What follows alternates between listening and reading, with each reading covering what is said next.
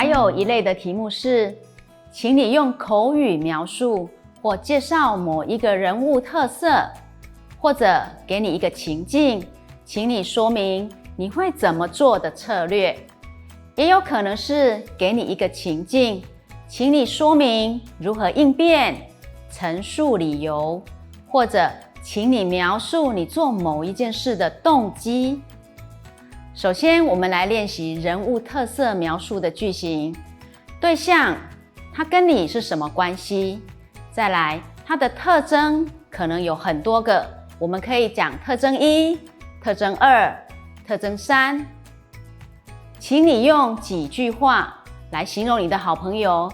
客语他会这样问哦：强很容加贵书，小个很讨好的朋友。好，套用句型之后，我们就可以这样子来回答：板松有一个同学，喊着阿妹，贵上的真个，大很强，真会打篮球，很爱讨好的朋友。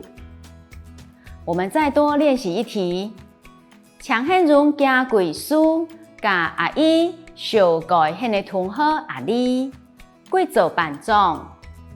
套用句型之后，我们可以这样子回答：阿丽是爱人班的班长，规个头脑真聪，做事情真认真，是爱打班上讨好的朋友。